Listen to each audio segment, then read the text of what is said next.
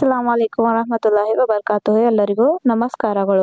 Dear students, आज की class में हम क्या देखेंगे, सेकेंड लैंग्वेज कन्नड़ा 2025 का प्रिपरेटरी एग्जाम का क्वेश्चन पेपर देखेंगे।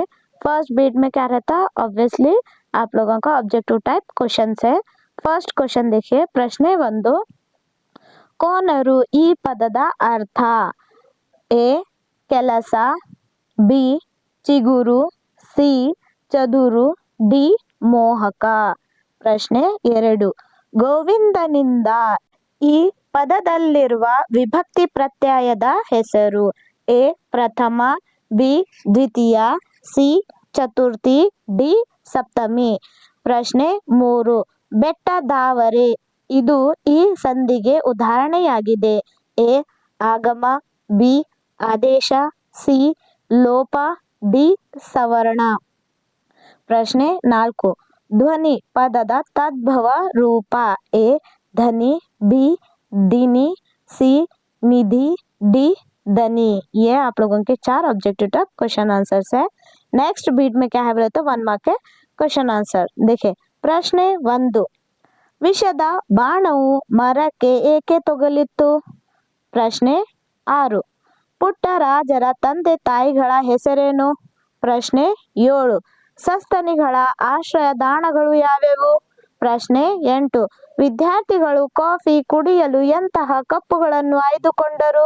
ಪ್ರಶ್ನೆ 9, ಹ್ಯೂಯನ್ ಥ್ಯಾಂಕ್ಸ್ ಹರಿದ್ವಾರವನ್ನು ಏನೆಂದು ಕರೆದಿದ್ದಾನೆ? ಪ್ರಶ್ನೆ 10, ಗೋಪಾಲನಿಗೆ ಬಣ್ಣ ಬಣ್ಣದ ಹೂಗಳು ಹೇಗೆ ಕಾಣಿಸಿದ್ದವು? ಪ್ರಶ್ನೆ 11, ಯುಗಾದಿಯಲ್ಲಿ ಯಾವ ತಿನಿಸನ್ನು ಹಂಚುವ ಸಂಪ್ರದಾಯವಿದೆ?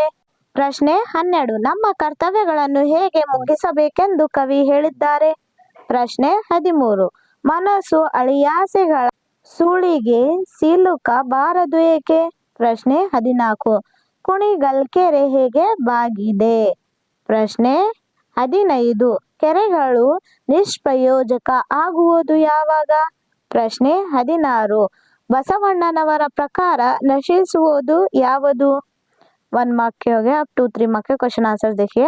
ಪ್ರಶ್ನೆ 17, ಸಾಮಾನ್ಯವಾದ ಲೋಕವರ್ತನೆ ಯಾವುದು?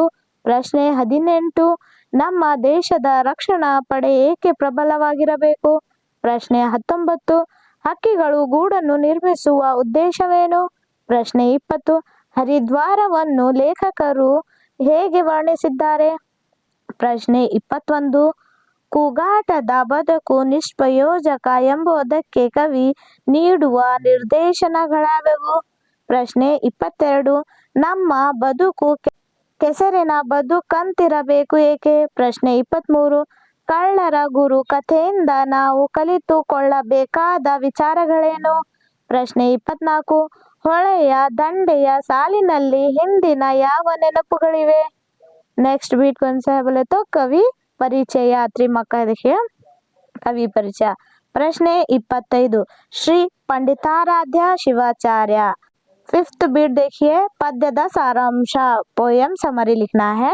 पोयम देखिए। प्रश्न 26, ಹಸಿ ಸೌದೆ ಬಸುಗಡ್ಡಿ ಧನಿಯನ್ನೆಂತುವುದಲ್ಲೇ ಕಿಡಿಸೋಕೆ ಮುದ್ದ ಸಿಡಿದಪ್ಪರಿಪುದು ಅಂತಿರದೆ ರವಿ ಕರಕೆ करगुविब्बनियोलिरु सिडुकु मिडुकनु तोरेदु मौनियागु। ये पोयम का क्या लिखना है? समरी लिखना है। नेक्स्ट 6th बीट में क्या है? अलंकारಗಳು लिखना है। देखिए प्रश्न 27, ರಾಧೆಯ ವಯಸ್ಸು ಬೆಣ್ಣೆಯಂತೆ ಕರಗಿತ್ತು। नेक्स्ट 7th बीट ಗಾದೆ ಮಾತು। ಪ್ರಶ್ನೆ 28, ಮಾಡಿದ್ದೊಣ್ಣು ಮಾರಾಯ ಅಥವಾ ತಾಯಿಗಿಂತ बंधुविಲ್ಲ उप्पिगिंत रुचि इल्ला। ये दोनों में से एक का क्या लिखना है? गादे मातु लिखना है। Next beat स्वरास्य। स्वरास्य अंदर संदर्भ। प्रश्न 29, ಅವನು ಬಂದರೆ ಕರೆದುಕೊಂಡು ಹೋಗು ತಾಯಿ। ಪ್ರಶ್ನೆ 30, ಭಗವಂತ ನಮಗೆ ಜೀವನ ಎನ್ನುವ ಕಾಫಿ ಕೊಟ್ಟಿದ್ದಾನೆ। ಪ್ರಶ್ನೆ 31, ಆ ಮಗುವಿಗೆ ಬಡತನದ ಬವಣೆ ಏಕೆ? ಪ್ರಶ್ನೆ 32, ನೆಲಮುಗಿಲ ವಾಲಗವೇ ನಡೆದಂತಿದೆ। ಪ್ರಶ್ನೆ 33, ವೇಷ ಧರಿಸಿ ಫಲವೇನಯ್ಯ? ನೆಕ್ಸ್ಟ್ बीट ಪೋಯಂ ಪದ್ಯ ಭಾಗವನ್ನು ಪೂರ್ಣಗೊಳಿಸಿರಿ. ಪ್ರಶ್ನೆ 34. ಏಕಾಂಗಿ ವೀರನಂತೆ ಬಿಟ್ಟ ಸ್ಥಳ ಕತ್ತಲಲ್ಲಿ ನಡೆದನು ಅಥವಾ ಕಾಡು ಕಾಡು ಅಲೆದ ಬಿಟ್ಟ ಸ್ಥಳ ಬೆಳಕೊಂದು ಕಂಡಿತ್ತು. ये दोनों में से एक का क्या लिखना है, पोयम लिखना है complete. Next beat 10th beat क्या है बोले तो 8-10 ವಾಕ್ಯದಲ್ಲಿ ಉತ್ತರಿಸಿರಿ. ಪ್ರಶ್ನೆ 35. ಕುಣಿಗಲ್ಕೆರೆ ಜೀವ ಸಂಕುಲಕ್ಕೆ ಆಶ್ರಯವಾಗಿರುವುದನ್ನು ಗೀತೆಯಲ್ಲಿ ಯಾವ ರೀತಿ ವರ್ಣಿಸಲಾಗಿದೆ? ಅಥವಾ ಮೋಡಲ್ ಕುಣಿಗಲ್ಕೆರೆ ಜನಪದ ಗೀತೆಯ ಸಾರಾಂಶವನ್ನು ಬರೆಯಿರಿ. इवेरडರಲ್ಲಿ ಒಂದಕ್ಕೆ ಮಾತ್ರ ಉತ್ತರಿಸಬೇಕು. दोनों में से एक का आंसर लिखना है. नेक्स्ट बीट क्या है, पोयम है देखिए. ಸಿ.ವಿ. ರಾಮನ್ ಶಿಷ್ಯನನ್ನು ಆರಿಸಿಕೊಂಡ ಮೇಲೆ ಅವನಿಗೆ ಸಂಪೂರ್ಣ ಸ್ವಾತಂತ್ರ್ಯ ಕೊಟ್ಟು ಅವನನ್ನು ಮಗನಿಗಿಂತ ಹೆಚ್ಚಾಗಿ ನೋಡಿಕೊಳ್ಳುತ್ತಿದ್ದರು. ತಮ್ಮ ಶಿಷ್ಯರು ತಮ್ಮಂತೆಯೇ ವಿಜ್ಞಾನದ ಅಭ್ಯಾಸಿಗಳು ತಮ್ಮ ನಡುವೆ ಮೇಲು ಕೀಳೆಂಬ ತಾರತಮ್ಯವಿರಕೂಡದು. ವಿಜ್ಞಾನದ ಅನ್ವೇಷಣಕಾರರಾದ ನಾವೆಲ್ಲ ಸರಿಸಮಾನರಾದ ಕೆಲಸಗಾರರು ಎಂದು ಭಾವಿಸಿದ್ದರು. ಅದರಂತೆಯೇ ನಡೆದುಕೊಳ್ಳುತ್ತಿದ್ದರು. ಶಿಷ್ಯರು ನಡೆಸುವ ಸಂಶೋಧನೆ ಅತ್ಯುತ್ತಮ ವರ್ಗದಾಗಿರಬೇಕು.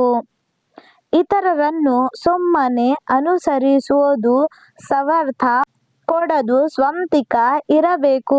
ಹೊಸ ದಾರಿಯನ್ನು ಗುರುತಿಸಿ ಮುಂದುವರೆಯಬೇಕು ಎಂದು ಒತ್ತಿ ಒತ್ತಿ ಹೇಳುತ್ತಿದ್ದರು. ಬೆಳಗ್ಗೆ ಪ್ರಯೋಗಾಲಯಕ್ಕೆ ಬಂದ ಕೂಡಲೇ ಒಂದು ಸುತ್ತು ಹೊರಟು ಎಲ್ಲ ಭಾಗಗಳಿಗೂ ಭೇಟಿಯಂತು.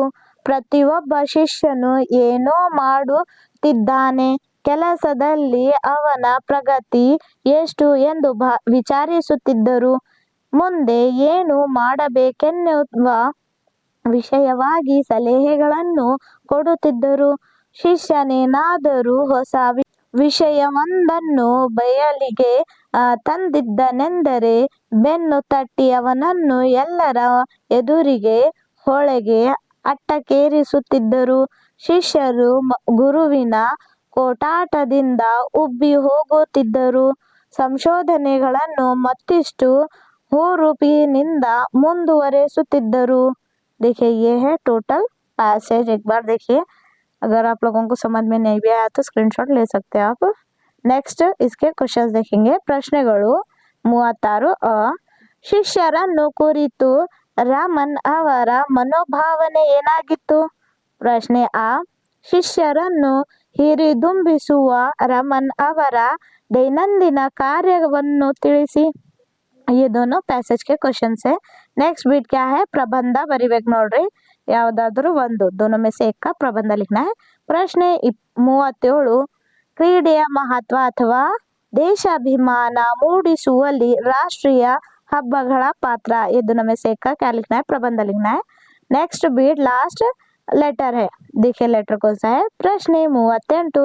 ನಿಮ್ಮನ್ನು ಉಡುಪಿಯ ಸರ್ಕಾರಿ ಪ್ರೌಢಶಾಲೆ ವಿದ್ಯಾರ್ಥಿ ಪವಿತ್ರ ಅಥವಾ ಭುವನ್ ಎಂದು ಭಾವಿಸಿಕೊಂಡು ನಿಮ್ಮ ನಗರದಲ್ಲಿ ಗ್ರಂಥಾಲಯವನ್ನು ಪ್ರಾರಂಭಿಸುವಂತೆ ಕೋರಿ ಗ್ರಂಥಾಲಯ ಇಲಾಖೆಯ ಉಪ ನಿರ್ದೇಶಕರಿಗೆ ಒಂದು ಮನವಿ ಪತ್ರ ಬರೆಯಿರಿ.